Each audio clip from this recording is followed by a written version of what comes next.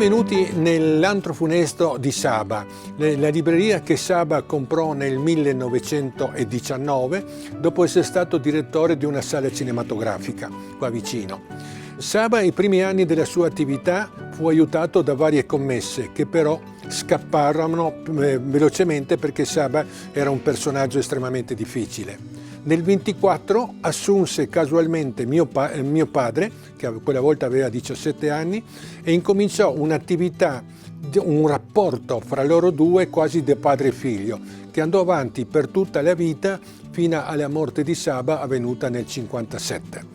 Mio padre riscattò la libreria e la portò avanti per vari anni. Alla fine, negli ultimi anni, l'ho aiutato anch'io e poi quando mio padre è morto me la son presa io e l'ho portata fino ai giorni nostri.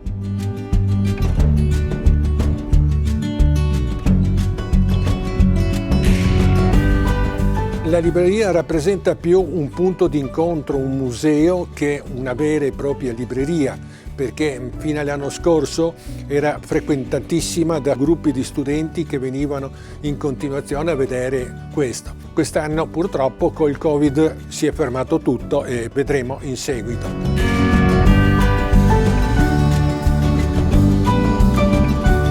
Volendo raccontare due aneddoti della vita di Saba come libraio, ricorderò sempre quello che mi è stato detto da quella volta una giovane studentessa che, avendo visto in vetrina una bella carta geografica, entrò timidamente in negozio per domandare il prezzo. Saba la squadrò per ben 3 volte dalla testa ai piedi e alla fine, invece di dirle il prezzo, quindi trattarla da cliente, le disse: ma costi interessa sta roba ti? Va a cercare piuttosto muli, ragazzi, no, e la mandò fuori. Mentre un altro aneddoto sempre riguardante Saba e mio padre è che Saba stava scrivendo una poesia, qualcosa, e voleva la massima tranquillità in libreria, e mentre mio padre lavorava gli dava fastidio, per cui gli disse: vatti a bere un caffè qua di fronte. Mio padre andò e ritenne che il caffè doveva essere un caffè lungo per lasciare Saba in pace. Dopo un po' di tempo rientrò in libreria ritenendo che era stato fuori parecchio e Saba, non avendo concluso il suo lavoro, gli disse: ma vatti a bere un altro caffè, e lo buttò fuori. Quindi, come vedete, i rapporti di Saba, addirittura con mio padre, ma anche con i clienti, erano secondo l'umore che lui aveva.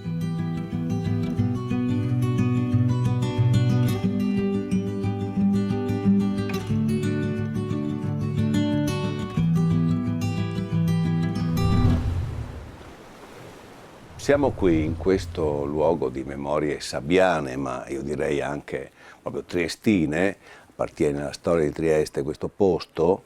Siamo qui con il direttore del quotidiano Il Piccolo, Enrico Grazioli, benvenuto. Grazie. E Il Piccolo è il giornale che è la città in un certo senso.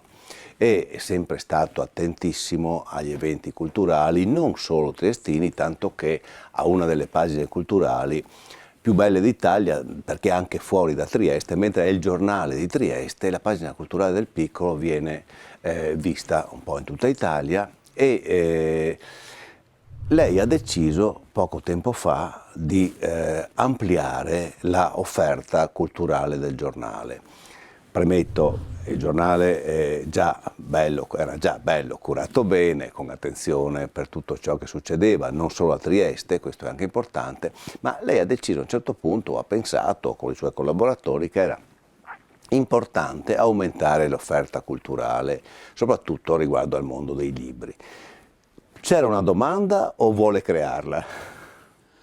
Ma penso che sia stato un tentativo, una scommessa, anche un piccolo sogno da realizzare e che sta esattamente dentro tutto ciò che significa Trieste e il patrimonio culturale di questa città. Guarda, a me viene sempre in mente una cosa che diceva o veniva attribuita a Paul Valéry, se vogliamo parlare di poeti. Lui diceva che i poeti e i filosofi, cioè chi cerca la bellezza e l'assoluto in generale, scrivono sotto dettatura degli dei, però gli dei sono un po' avari e molto gelosi, quindi davano al poeta il primo verso e il primo paragrafo al filosofo e il resto poi era da completare. Io penso che lì ci sia anche un po' traslato il senso di Trieste, cioè Trieste ha avuto poeti, pensatori, intellettuali, scrittori che hanno iniziato un discorso e hanno costruito insieme questo giacimento straordinario che ancora ci rimane e con il quale abbiamo a che fare tutti, quindi ognuno deve fare la sua parte. La nostra è quella di aggiungere appunto un verso a quello del poeta, un paragrafo a quello dello scrittore o del filosofo. Ci abbiamo provato, affiancandoci al Tuttolibri della Stampa, che è, come dire, uno dei capisaldi del giornalismo culturale in Italia, e creando noi ogni settimana 8 pagine dedicate ai libri, che non sono soltanto recensioni, ma sono storie, sono sguardi, sono spunti di riflessione che ruotano intorno alla letteratura e a Trieste in particolare. Una delle cose più belle è stato anche raccogliere e andare a cercare lo sguardo su Trieste che hanno avuto ed hanno persone che appartengono a qualunque ambiente e che da Trieste sono passati, che a Trieste hanno vissuto, ma che non sono di qua. E anche questo credo sia stato un contributo ad alimentare quello che non deve rimanere un tesoro nascosto, che non può essere solo un patrimonio di nostalgie o di orgoglio magari non sempre ben riposto, ma qualcosa da tenere vivo e qualcosa capace di suscitare giorno per giorno altra bellezza. Proprio su questo volevo insistere. A proposito di quel che diceva prima, c'è chi ha detto che il primo verso è ispirazione, poi quello che viene dopo è traspirazione, pensando che bisogna sudarsela, insomma, no? Quello che viene dopo. Ma volevo chiederle, proprio rispetto alle ultime cose che ha detto, c'è una Trieste che si ravviva, pare, a vederla da fuori, in questi ultimi anni, che grazie anche alla sua posizione, insomma, rispetto al nuovo assetto dell'Europa e ai nuovi flussi delle merci, insomma, no, internazionali, ha ambizioni di ritornare protagonista anche nell'ambito, insomma, dei commerci, nell'ambito della presenza della città, insomma, sul bacino adriatico. Dal punto di vista della cultura, lei ha detto bene prima, un grande patrimonio ma che va ravvivato, che va riproposto. Vede dei segnali da questo punto di vista di qualche nuova iniziativa, di qualche nuova intenzione che siano evidenti rispetto alle nuove generazioni anche, per esempio? Io continuo a vedere in questa città una quantità di offerta dal punto di vista culturale in generale molto significativa. Poi magari si può discutere sulla capacità di fare sistema in questa direzione, di creare punti di riferimento, occasioni, manifestazioni capaci di concentrare un'attenzione diversa, e poi si può discutere anche magari sulla qualità complessiva di questa offerta, ma questo avviene qui come da altre parti. Questo secondo me ci conferma che Trieste è un terreno ideale per sviluppare politiche culturali, per sviluppare iniziative diverse, con tutte le complicazioni di una città come Trieste, peraltro non diversa da altre città. Una traccia secondo me da seguire potrebbe essere proprio quella della qualità e della selezione, cioè proprio partendo da un patrimonio di questo genere, con, come dire, dei fuoriclasse assoluti che rappresentano questa città ancora oggi in giro per il mondo. E poi è anche vero, sono fuoriclasse assoluti che hanno raccontato molto la città, per cui c'è un patrimonio proprio di diciamo illustrazione, mi permetta, no, della città stessa, che dovrebbe invogliare anche quelli che vengono dopo ad averne cura. Io credo di sì, anche qui torno ad esempio a una delle cose che abbiamo fatto nel nostro inserto Piccolo Libri. Noi ogni settimana chiediamo a uno scrittore o a un personaggio del mondo della cultura di scriverci una sua mappa di Trieste, un percorso affettivo, culturale, intellettuale. Sono uscite le cose più strane e anche più interessanti. Trieste ha tutto per fare questo. L'ho detto prima, ognuno faccia la sua parte. Noi scriviamo, scriva il poeta, studi il poeta alla ricerca della bellezza e senza fermarsi semplicemente all'idea che, viceversa, essendo a Trieste, basta prendere in mano una penna o mettersi a recitare lungo la strada e si è artisti o scrittori. No, Trieste dà tantissimo, ma è giusto anche che chieda tantissimo in questo senso. Più continuità e più cooperazione in generale? Sì, pur sapendo che è sempre difficile questo, ciascuno di noi ne ha, credo, esperienza ovunque abbia vissuto o lavorato. Più che altro darsi un obiettivo e capire anche quali sono le tracce lungo cui muoversi. Il riferimento fatto prima alla posizione di Trieste vale non solo dal punto di vista economico, commerciale, la centralità di Trieste in un mondo che guarderà sempre di più verso Oriente, gli restituisce un ruolo straordinario e anche dal punto di vista della cultura questa è la porta e questo è il confine in un mondo che ha sempre meno confine, ma la posizione è strategica, come lo è stato in passato. E un'ultima battuta, direi, da questo punto di vista, l'istruzione potrebbe essere anche proprio il collante che tiene insieme, diciamo, quegli aspetti di offerta della società civile, perché avendo un'università di un certo livello, avendo anche scuole superiori di un certo livello, rispetto anche ai luoghi che qua intorno, insomma, oltre confine, potrebbe essere, esistono, potrebbe essere un po' di attrazione, soprattutto per l'università e per altre. Questo sì, è l'altro talento che ha Trieste. Il mondo scientifico e della ricerca qua è ancora in ottima forma e qualche volta si tratta di superare qualche, chiamiamolo, grado di separazione, rimettere in contatto realtà diverse e tenere presente che ricerca, università e cose sono cultura, non sono qualcosa di diverso. La ringrazio moltissimo Enrico Grazioli, il direttore del quotidiano Il Piccolo, e adesso ascoltiamo il decano della poesia triestina, Claudio Grisancic.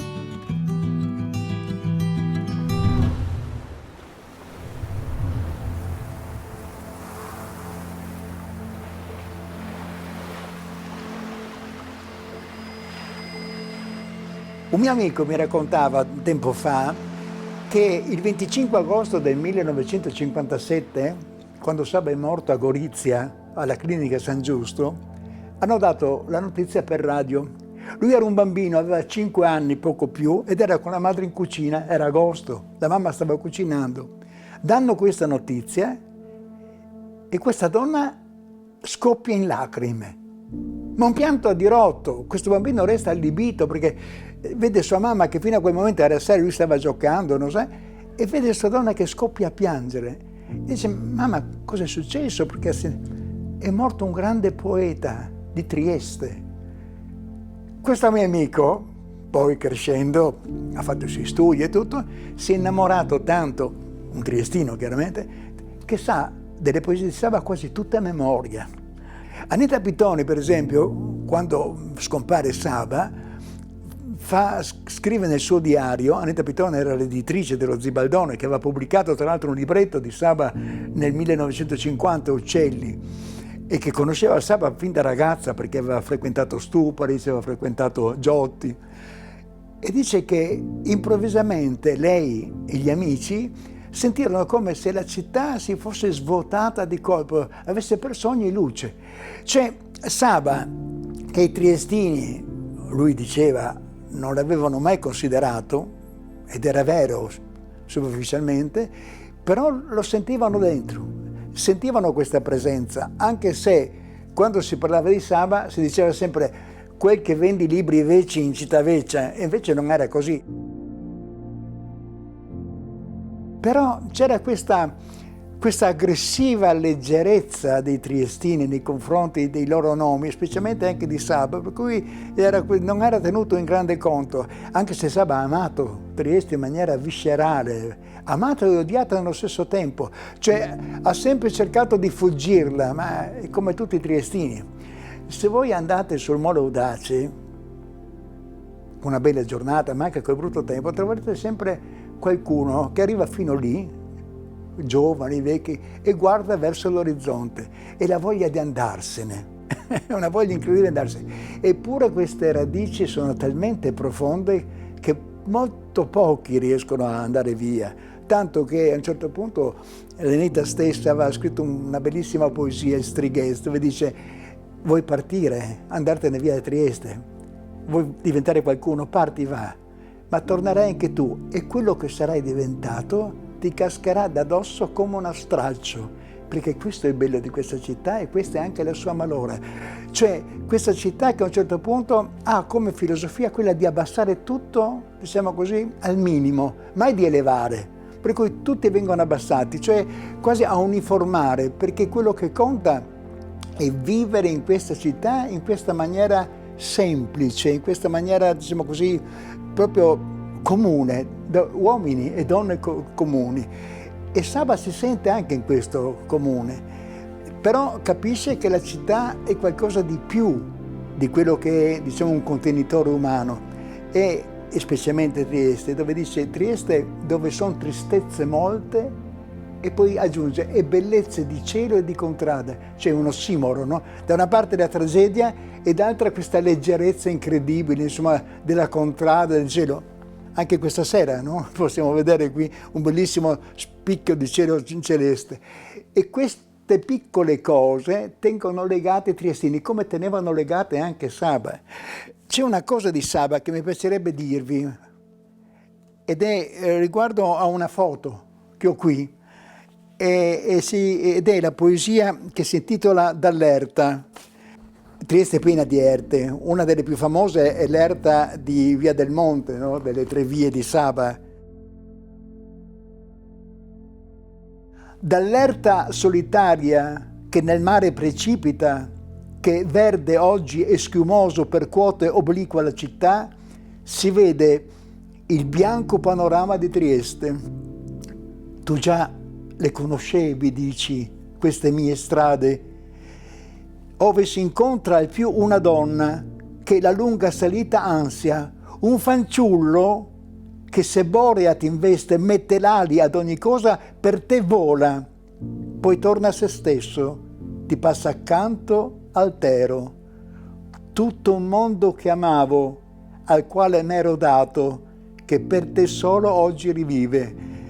È la storia di una fotografia quasi, ed è la storia anche di Saba. C'è questo vedersi nella città come uno che porta una specie di macigno su delle deboli spalle di fanciullo, perché Saba ha vissuto la sua poesia, ha vissuto la sua vita, come dice lui in una sua poesia, che il poeta è un bambino che si meraviglia delle cose che gli capitano da adulto. Ed è questa grande tragedia che Saba si porta dentro, in fondo, no? Di non riuscire mai a capirsi completamente. E questo tormento, questa specie di lavorio della ricerca di una risposta delle cose anche tragiche che succedono in questa città e che sono successe anche nella vita, è quello che è tutto sommato il volano della sua poesia.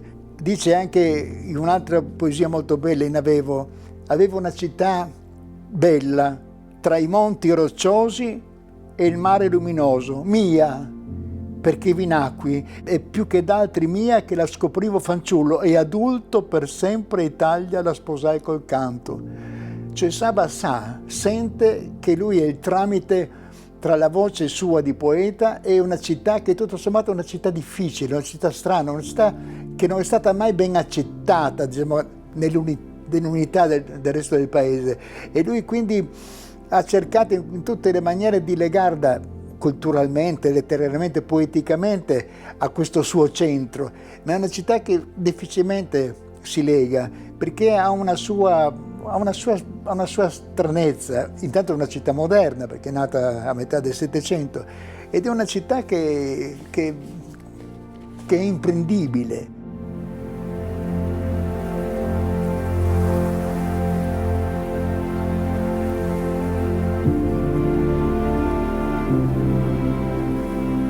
Tutto è visto attraverso un'esperienza quotidiana, cioè anche i dolori, anche la felicità, tutto passa attraverso le cose, le persone, niente è di fantasioso, no? Tutto si può toccare, tutto si può sentire.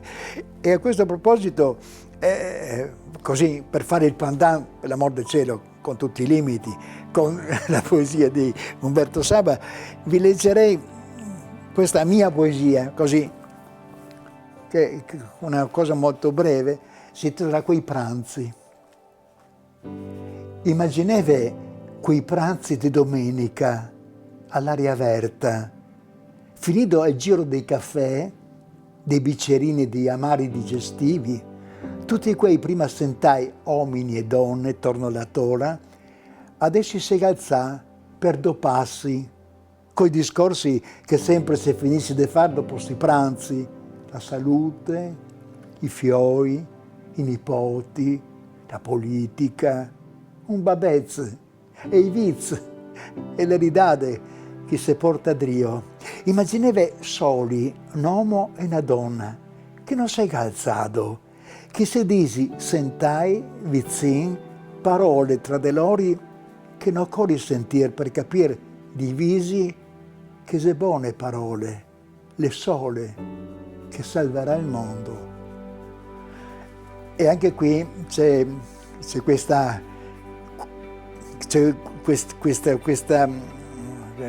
emozione, però che passa attraverso appunto un fatto concreto, la gente che si parla, e il poeta pensa che tutto sommato questo modo di parlarsi comunemente, pianamente, non cose grandi, e queste sono tutte le cose che porteranno il mondo a resistere e a durare ancora, insomma, nel bene e nel male, ma in maniera semplice, in maniera quotidiana. E questo è quello che ho fatto io, sempre pensando a quello che in grande ha fatto Umberto Saba.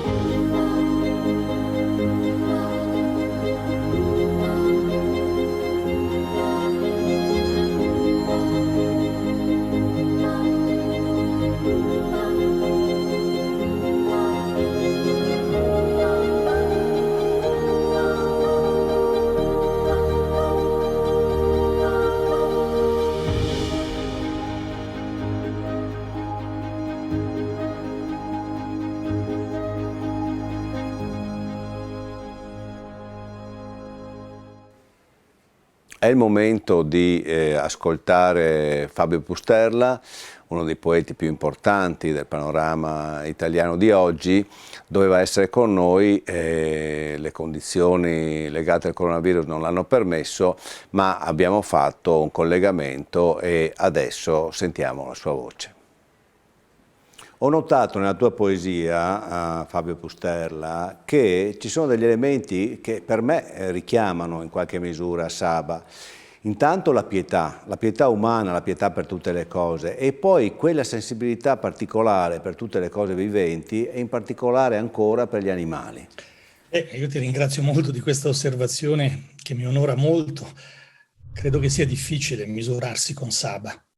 Ma se devo parlare del mio rapporto con la sua poesia, è curioso perché io ricordo bene, o meglio, credo di ricordare bene, la prima poesia di Saba che ho incontrato, o forse sarebbe più giusto dire la prima che mi ha profondamente colpito. Non era una delle poesie più note, più scolastiche, è la poesia intitolata Sobborgo, che fa parte delle cose più tarde di Saba, dalla raccolta Parole, nell'ultima parte del canzoniere, e che ci era stata proposta in un anno del liceo dal nostro insegnante Giovanni Orelli, cugino di Giorgio, e la cosa non è del tutto casuale, naturalmente. E so che era un'epoca in cui non si usavano molto le fotocopie, me l'ero ricopiata sulle pagine finali del volumetto dell'Oscar Mondadori di Giuseppe Ungaretti che stavo leggendo per i fatti miei, e ce l'ho ancora a casa con la grafia di tanti anni fa. Perché mi aveva colpito quella poesia? Beh, se avessi risposto allora, la risposta sarebbe stata per la prima parte, dove si descrive questo sobborgo improvvisato e squallido, e se ne danno tutta una serie di elementi, le merci che sembrano rifiuti, la giostra che suona all'ultima miseria delle cose, tutti elementi in cui io credevo di riconoscere esattamente il luogo dove ero nato e cresciuto, non evidentemente a Trieste, questo squallore, questa mercificazione del tutto. Ma se devo invece rispondere oggi, a tanti anni di distanza, direi probabilmente la cosa che più mi colpiva, ma di cui non ero così cosciente, è l'immagine finale, dove appare il giovane barista, pure nato da te, ma da te così diverso, perché, dice Saba, ti fa un caffè come un trionfo e i buoni occhi in volto ridono sportivi. Ora, questo giovane barista è probabilmente la prima delle infinite figure di cui è popolata la poesia di Saba che ho incontrato, figure di semplicità, di umiltà, che possono essere figure umane, come il barista, figure infantili, che sono frequenti anche quelle, figure animali. Saba mi sembra gettare su di loro uno sguardo in cui la pietas a cui tu facevi riferimento si sposa a una specie di visione quasi evangelica, potremmo dire, di mitezza e semplicità. Ma, ed è forse questo che maggiormente mi colpisce in Saba, questo è soltanto una delle facce della medaglia della sua poesia. Saba osserva con partecipazione, con passione, nel senso etimologico del termine, tutto questo, perché contemporaneamente ne è partecipe ma ne è escluso.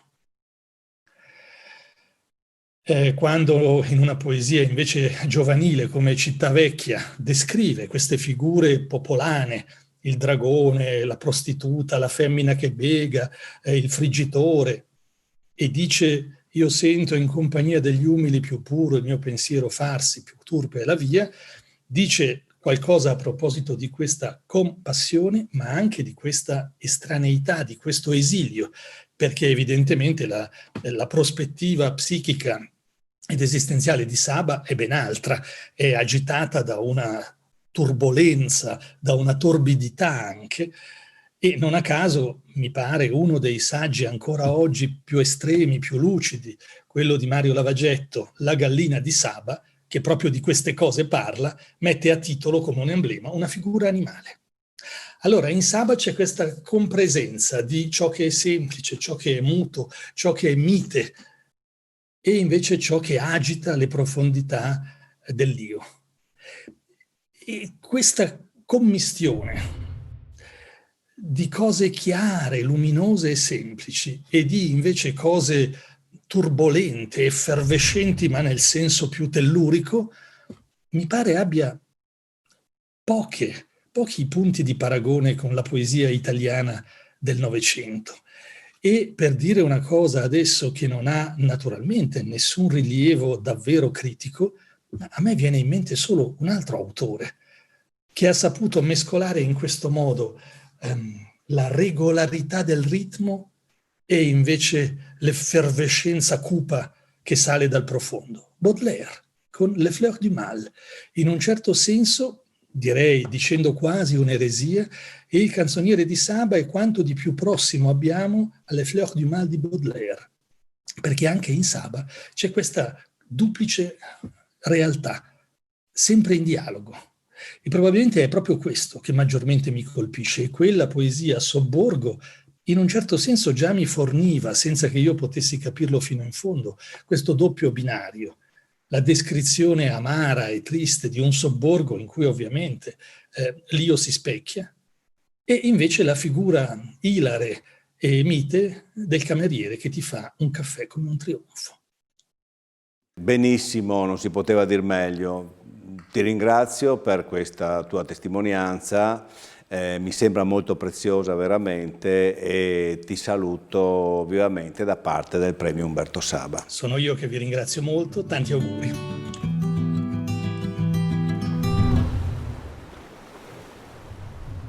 Abbiamo sentito quanto è forte il legame tra la poesia di Saba e la città di Trieste, e addirittura si potrebbe dire che la città di Trieste è illustrata nella poesia di Saba. Si potrebbero appunto costruire degli itinerari per visitarla, poesia alla mano.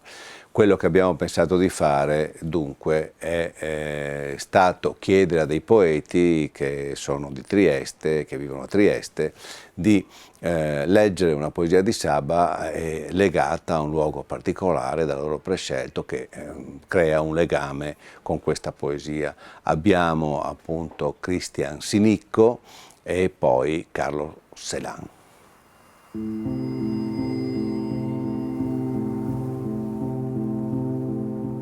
Ho parlato ad una capra, era sola sul prato, era legata, sazia d'erba, bagnata dalla pioggia, belava. Quell'uguale belato era fraterno al mio dolore.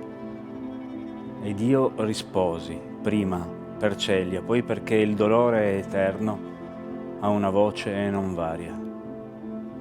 Questa voce sentiva gemere in una capra solitaria. In una capra dal viso semita sentiva querelarsi ogni altro male, ogni altra vita. Siamo al Caffè San Marco, a Trieste, vicino alla sinagoga, e ho scelto questa poesia che parla del malessere e del dolore e della costrizione in cui vive l'essere umano. È interessante l'allegoria della capra, perché la capra è un animale che ha condiviso con l'uomo la civiltà, è presente nella storia dell'uomo, e Saba ne fa un animale che raccoglie su di sé anche l'uomo, raccoglie su di sé anche l'umanità. E l'allegoria quindi si sposa perfettamente con quella sorta di destino comune degli uomini, che invece si suddividono per razze e danno origine a guerre e ad altre crisi. Io ne ho tratto spunto sempre riguardo alla capra per un altro testo in dialetto triestino, che forse tratta l'allegoria in termini un po' più provocatori, ma anche pure attraverso una sorta di dolcezza nel ricordo dei fanciulli che giocano. Il testo si chiama Danica e la capra. Danica, compagnine in campagna. Taglia cucumeri e pomidori, sburta sundo, caperi, coloio. E cusinine buone palacinque, sul fogo contine della cavra, quando ga inizia a darte latte. Ortighe e zivole la magnava, facendo un latte che sana i mali. Non te pol dirne de no, Danica. Volemo latte de contrabbando, portarlo oltremar per curare i orbi, o il bianco de ovi che fazzi fiorire i piutei che se tuffa dai scoi, che se in corona de bolisine, che noi sa cos'è la commedia imperatori de Roma e guerre.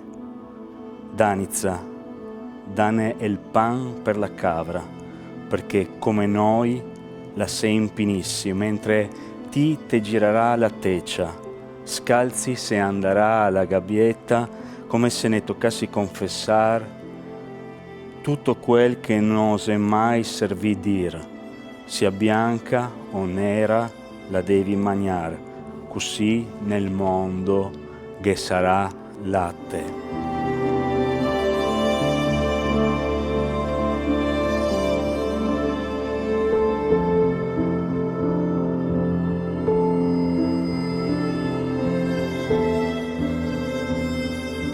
Dolore, dove sei? Qui non ti vedo, ogni apparenza t'è contraria. Il sole indora la città, brilla nel mare. D'ogni sorta veicoli alla riva, portano in giro qualcosa o qualcuno.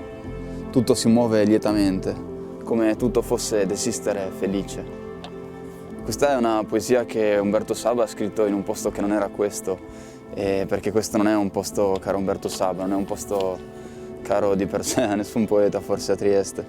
È soltanto un posto appunto di una memoria personale, perché l'idea era quella appunto di non fare filologia dei luoghi, ma di pensare un luogo, di pensare una poesia come qualcosa che si può trasportare nella propria memoria, nel proprio percorso, si può trasportare insomma in un proprio luogo, in un proprio stare, come un altro poeta friulano che era Mario Benedetti, che diceva il Friuli trasportato in tutti i luoghi. E ecco, questa poesia è bella perché Saba in qualche modo parla di una gioia, parla di un dolore lontano, pur avendolo presente. E pensando a Saba, al suo dire di se stesso di piccolo uomo, pensare ecco una gioia possibile, una gioia di questo tipo, insomma, è qualcosa di grande, che ha della meraviglia. E ricorda la poesia di un altro autore che si diceva piccolo ma sapeva scrivere di gioia, che era Beppe Salvia, e che scriveva una poesia così. Il mare è vasto e azzurro come il cielo, e di questa ritmica melodia vibrano foglie e fiori e le chiome ampie dei pini. La malinconia un tempo m'afferrava, quando vecchio, calligrafo di grigi fogli, ferro e fuoco, sono i versi della casa mia finita, le persiane verdi, il rosa scialbo e l'edera già grigia. Io sognavo inutilmente.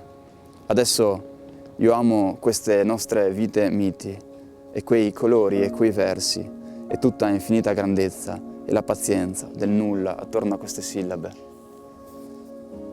E quindi ecco adesso una poesia per cercare insomma di entrare in dialogo con questo, insomma, di entrare in dialogo con quella che era appunto questo scrivere di una gioia. Sto con gli ultimi anni di un uomo a cui voglio bene, vorrei perdonargli di morire, cosa fare? A sapere bene forse potrei dire, anche per noi una visione intera, con uno specchio sopra, con un cielo.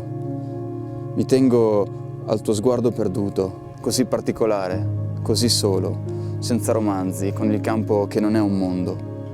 Non so andare avanti. Poi, se ti sembra, ti spiego e si parla poco, perché distrarsi e dire o riprendersi e guardare. Sto guidando, chiamalo tu, chiama mio padre. Non si ricorda, siamo nati noi e non si ha memoria. Questa cosa che sembra, come dire, tu mi racconti, tuo nonno teneva sempre la radio aperta in casa Olomouc. Mi guardi, mi vedi che ti sento parlare. Qualcosa perdi e poi dici. Si spiega e si lascia in fianco una vita. Ricordo sembravi con i capelli tagliati un po' corti di lato, sembravi, eri quasi, mostrando un sorriso.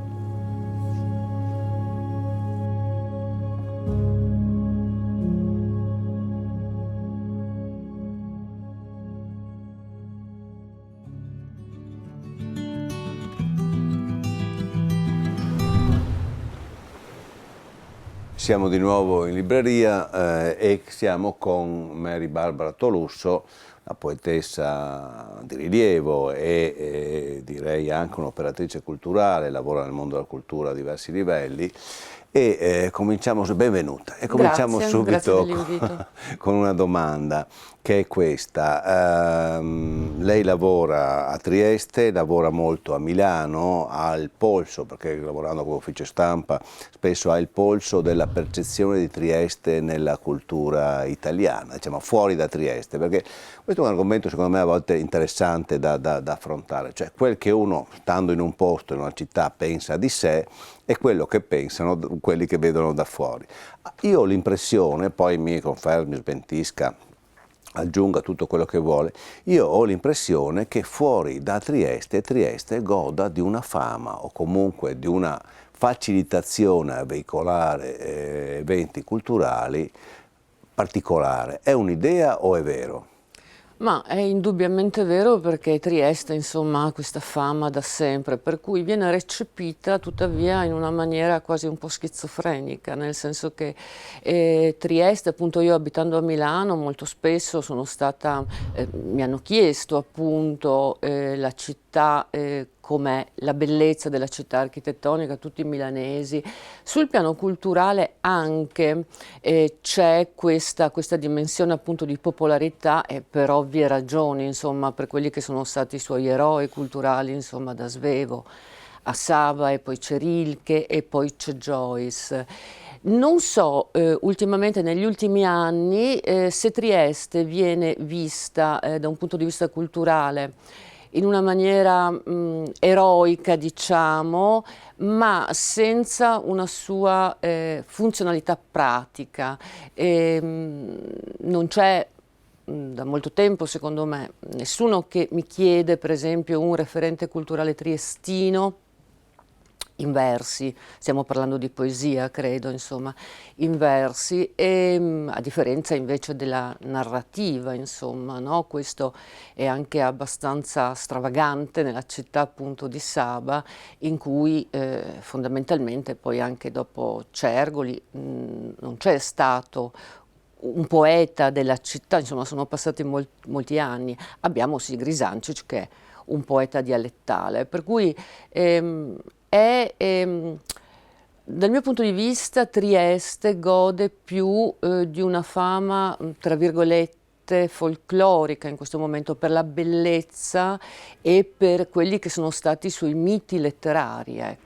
Però è un posto di grandi possibilità, almeno secondo noi, che appunto abbiamo pensato a un premio Umberto Saba anche per raccogliere le forze della città e per dare anche un impulso, ospitando magari da fuori città degli illustri poeti e dei personaggi che potrebbero anche veicolare questo, diciamo, movimento tra dentro la città e fuori e viceversa. Quello che le chiederei a questo punto, perché il quadro è abbastanza chiaro, non ci sono voci poetiche, ci sono voci poetiche, qual è il limite della poesia che si sviluppa a Trieste? Perché per quanto vedo io da fuori c'è fermento, ci sono iniziative, ci sono persone che si interessano di poesia e che compiono anche iniziative abbastanza interessanti per quanto riguarda il tessuto cittadino. La domanda è: al casello, diciamo, di Monfalcone si ferma il rapporto con il resto d'Italia? Cioè Trieste è un po' che guarda se stesso, un po' che guarda il proprio ombelico, o invece i problemi sono altri? Allora, Trieste è molto particolare in questo senso, secondo me. Io mi posso rapportare alla mia esperienza. Sono arrivata a Trieste circa alla fine degli anni 80, no? All'inizio degli anni 90, e la mia sensazione era proprio di decentramento di Trieste, perché, e qui ci colleghiamo forse anche un po' proprio a Umberto Saba, no? Umberto Saba sappiamo che aveva questo problema, come tutti i triestini, in un periodo molto antecedente, e Umberto Saba, appunto, a differenza dei vari suoi poeti contemporanei, questo appunto lo dice la stessa critica, ma è abbastanza evidente anche leggendo le sue poesie, partiva, a differenza di Montale, altri, insomma, Vociani, cui la base era D'Annunzio e Pascoli, lui partiva da Leopardi, da Parini, per arrivare appunto a Petrarca, quindi avevano questo, e ho un motivo per cui dico questa cosa, questo linguaggio, questa dimensione di aulicità, a volte anche se abbassata, ottocentesca, no?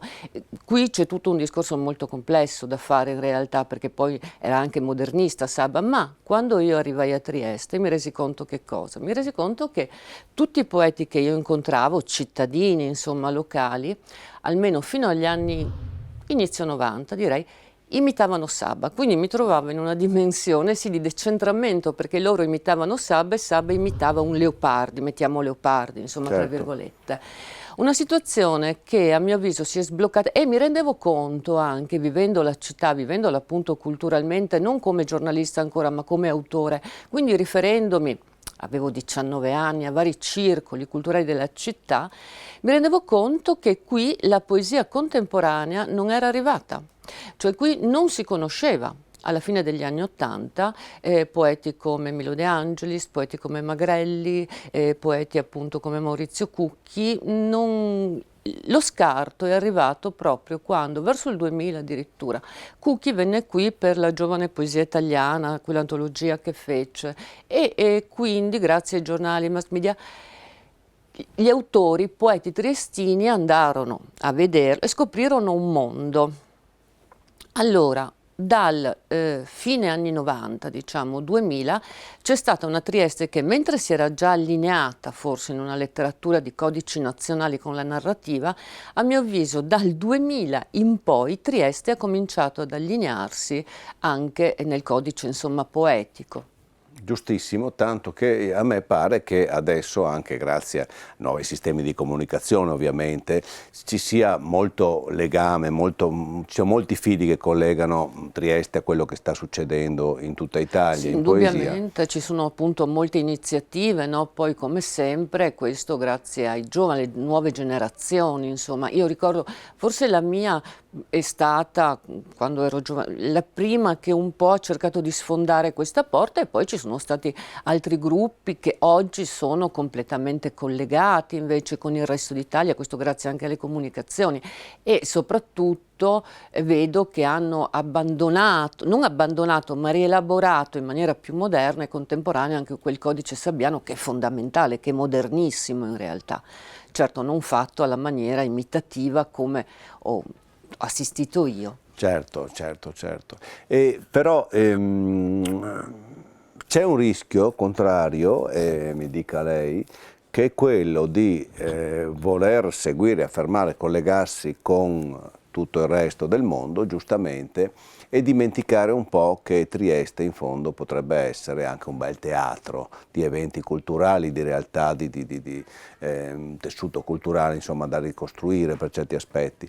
Nei giovani protagonisti insomma della realtà triestina attuale, conosciuti anche fuori, io li vedo nelle riviste, li vedo nei siti, nei blog, insomma ci sono parecchi giovani poeti che hanno una certa presenza in tutta Italia.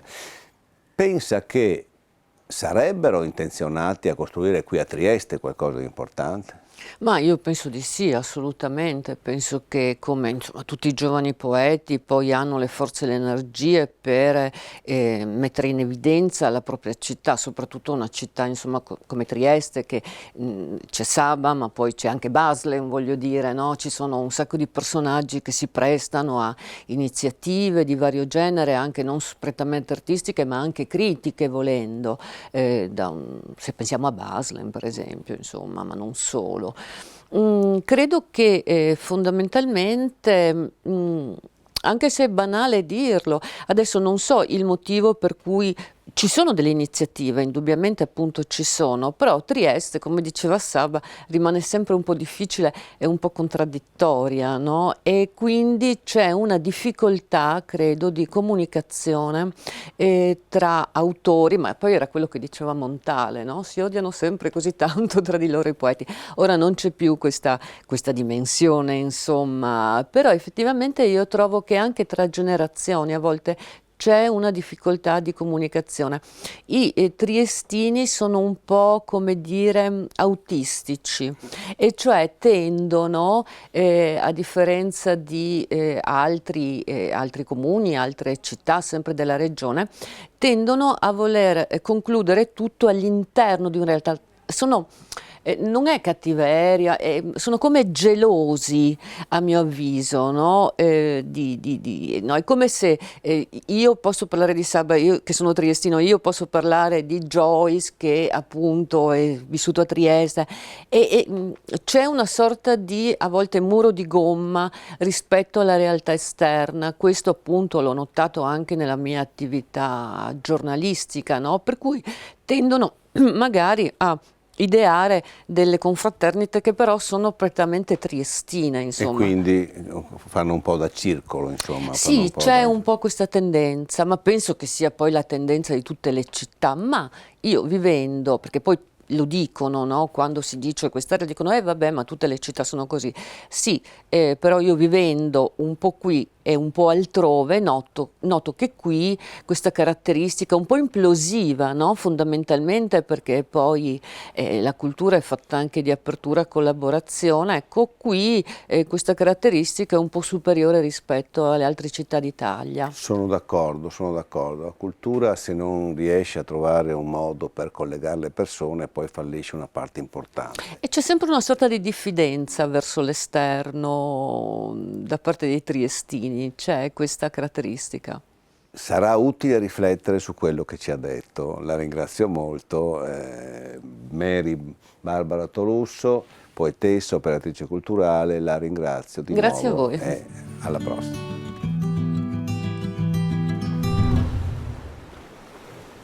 Lo sguardo su Trieste che ci ha offerto Mary Barbara Tolusso è critico, ma in realtà è anche pieno di ipotesi, di fermenti, di cose che potrebbero realizzarsi. Torniamo a Trieste e torniamo appunto nei luoghi di Saba con i poeti di Trieste.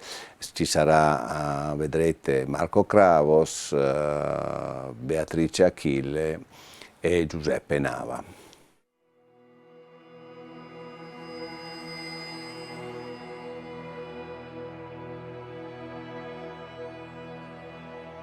Mi chiedo a volte se questi archi dei portici, le pietre del selciato, la statua, la piazza, il molo, le montagne che ci circondano, assorbano qualcosa dell'umano vivere che è ogni giorno e passa sotto o vicino a loro. Ma certamente è più probabile che le persone riflettano un po' di queste vicinanze di materiali che le circondano. E così mi pare che sono in sintonia abbastanza con Umberto Saba quando parla da queste rive del suo mal di vivere. Siamo molto lontani con Saba anche riguardo alla generazione, all'epoca in cui abbiamo vissuto la nostra esperienza umana. Lui molto procline a questo mal di vivere, io propago la gioia di vivere. Siamo di origini diverse, ma ci sentiamo appartenere alla città Trieste e ne facciamo parte. Parliamo un unico linguaggio, il linguaggio della poesia che riflette le cose e quelle cose che sono un po' più universali e che resistono al tempo e forse anche dovrebbero entrare a far parte del ogni giorno umano. In riva al mare. Erano le 6 del pomeriggio, un giorno chiaro, festivo. Dietro al faro, in quelle parti ove sode beatamente il suono di una squilla, la voce di un fanciullo che gioca in pace intorno alle carcasse di vecchie navi, presso all'ampio mare, solo seduto. Io giunsi, se non erro, a un culmine del mio dolore umano. Passò una barca con la vela gialla, che di giallo tingeva il mare sotto, e il silenzio era estremo. Io della morte non desiderio provai, ma vergogna di non averla ancora unica e eletta. D'amare più di lei io qualche cosa che sulla superficie della terra si muove e illude col soave viso.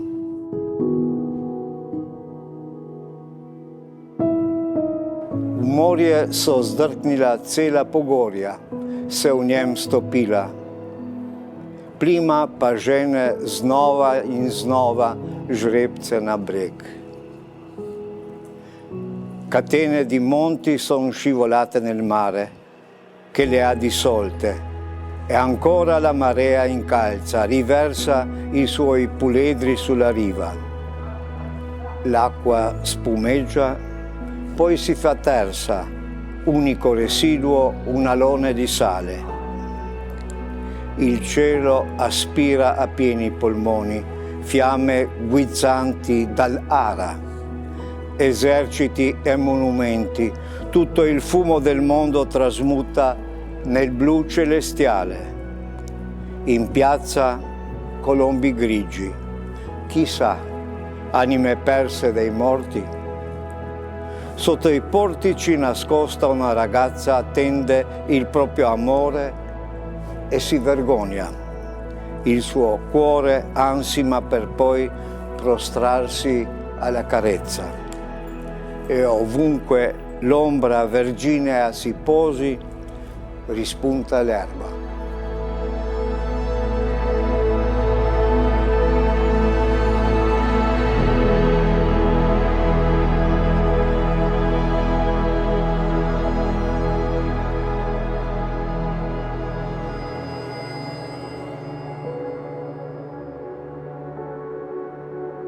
Quante speranze nel gioco, ma poi, sul tavolo abbattute, tutte le carte erano contrarie. Fu il destino e l'accetto. Non gli faccio malviso, non mi lagno come nella chiassosa giovinezza, ma conosco la scala che all'altezza conduce a me possibile. Mi levo, tra volti amici, conto il mio guadagno.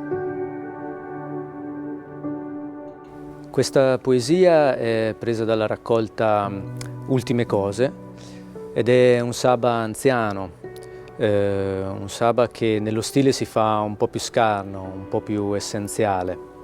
Un uomo forse non del tutto pacificato, ma che almeno in questa poesia riesce ad accettare ciò che la vita gli ha dato. Ora vi leggerò invece una mia poesia tratta da una raccolta inedita che si intitola Le attese. Tutti i rumori disastrosi tracciano la loro curva. Questa dunque sarebbe la strada, non l'abbandono, non il silenzio dei ritiri delle mani che sfiorano i libri. Fatti trovare pronto quando il lago straripa, dillo al mondo. Non dare al male un avversario da colpire, ma scompari col corpo nelle parole, leccale, sono asciutte, levigale con le mani, non armarti d'altre armi, ama come pioggia, anche se l'argine non regge.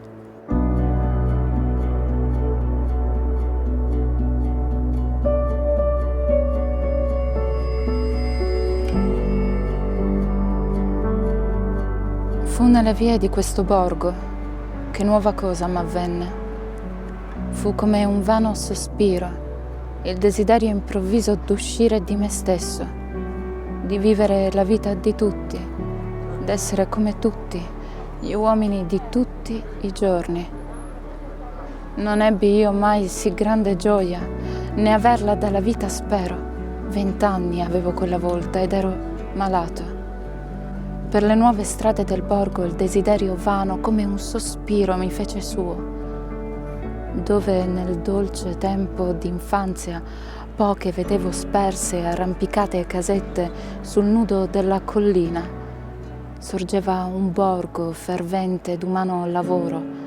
In lui la prima volta soffersi il desiderio dolce e vano di mettere la mia dentro la calda vita di tutti, d'essere come tutti gli uomini di tutti i giorni, la fede avere di tutti, dire parole, fare cose che poi ciascuno intende sono come il vino ed il pane, come i bimbi e le donne, valori di tutti. Ma un cantuccio in me lasciavo al desiderio azzurro spiraglio per contemplarmi da quello, godere l'alta gioia ottenuta di non essere più io, d'essere questo soltanto fra gli uomini, un uomo. Nato d'oscure vicende, poco fu il desiderio, appena un breve sospiro. Lo ritrovo, eco perduta di giovinezza, per le vie del borgo, mutate, più che mutato non sia io. Sui muri dell'alte case, sugli uomini e i lavori, su ogni cosa, è sceso il velo che avvolge le cose finite. La chiesa è ancora gialla se il prato che la circonda è meno verde. Il mare che scorgo al basso ha un solo bastimento enorme che fermo piega da una parte, forme, colori, vita, onde, nacque il mio sospiro dolce e vile, un mondo finito, forme, colori, altri o creati, rimanendo io stesso, solo con il mio duro patire e morte m'aspetta. Ritorneranno, o a questo borgo, o sia un altro come questo, i giorni del fiore. Un altro rivivrà la mia vita, che in un travaglio estremo di giovinezza avrà per egli chiesto, sperato, di mettere la sua dentro la vita di tutti, d'essere come tutti. Gli appariranno gli uomini di un giorno, da allora. Questa poesia di Saba forse meglio parla di quello che è un gesto d'onestà verso un luogo e verso il vivere quel luogo e il poter essere con il luogo. Un'onestà che è pura e semplice e a cui ho tentato di rispondere con questo mio testo.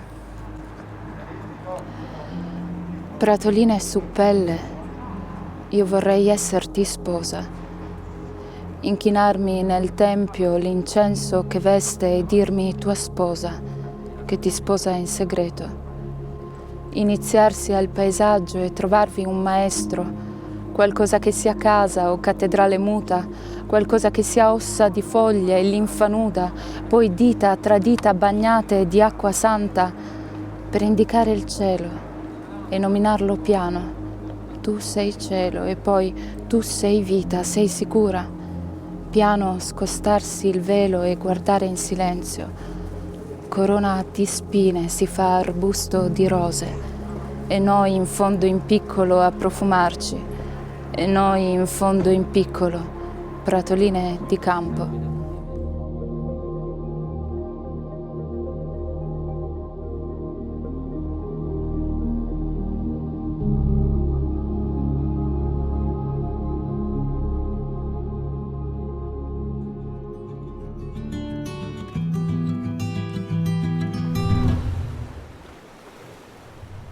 Abbiamo sentito diverse voci che raccontano la città da diversi punti di vista. Lo scopo è quello di raccogliere le idee, vedere in prospettiva rispetto al ruolo che dovrà avere il premio Umberto Saba a Trieste, che sarà quello di proporre una visione della città attraverso la voce e la presenza della poesia, e chi vincerà il premio, perché il premio sarà anche costituito da una serie di appuntamenti culturali, e chi vincerà il premio, l'autore che sarà premiato, avrà anche il compito di promuovere la poesia nella città con la sua presenza, incontrare le scuole, frequentare i luoghi della cultura, ma anche portare, diciamo, fuori da Trieste il nome della città e la vita della sua cultura poetica.